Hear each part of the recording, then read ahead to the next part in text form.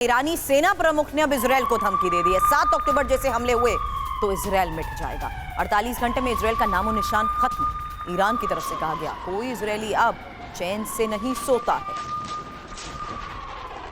मनीषा मेरे सहयोगी इस वक्त हमें ज्वाइन कर चुके हैं। मनीष, युद्ध विराम के आखिरी दिन जिस तरीके से खबरें, चेतावनी, धमकियां मिल रही हैं, ये एक बहुत बड़ा संकेत है।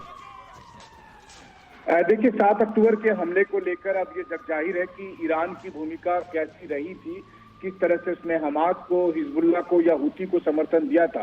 और अब ईरानी सेना प्रमुख ने जो धमकी दी है, जिसके बारे में लगातार इजराइल भी यही बात कहता है कि ईरान दरअसल इजराइल का अस्तित्व मिटा देना चाहता है।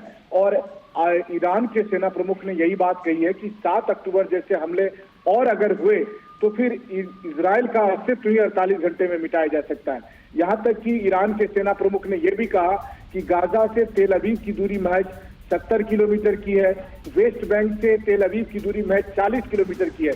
यानी कि वो फिलिस्तीन के लोगों को एक बार फिर उकसा रहे हैं कि एक बार फिर हमास जैसे हमले और करिए ताकि इजराइल को खत्म किया जा सके। इतना ही नहीं, बल्कि वो ये भी कह रहे हैं कि 7 अक्टूबर के हमले के बाद से कोई भी इजरायली चैन की नींद इसलिए नहीं सोता क्योंकि उन्हें डर है कि 7 अक्टूबर जैसे हमले हो सकते हैं। तो इसका मतलब साफ तौर पर है कि इजराइल की तरफ से भी अब ईरान की इस धमकी को देखते हुए हमास के खिलाफ जो कार्रवाई है उसमें और अधिक, अगर आप कहेंगे, अग्रेसिव रूप अख्तियार किया जाएगा। बिल्कुल आपने सही कहा मनीष, आगे भी इस बारे में आपसे अपडेट लेंगे। लेकिन जो बात आपने कही उसी आधार पर अगली बड़ी खबर भी इंपॉर्टेंट है, क्योंकि गाजा युद्ध पर जिस तरीके से बड़ी खबरें आ रही हैं, अगले 1 घंटे में फिर से युद्ध संभव। 10:30 बजे डेडलाइन भी खत्म हो रही है।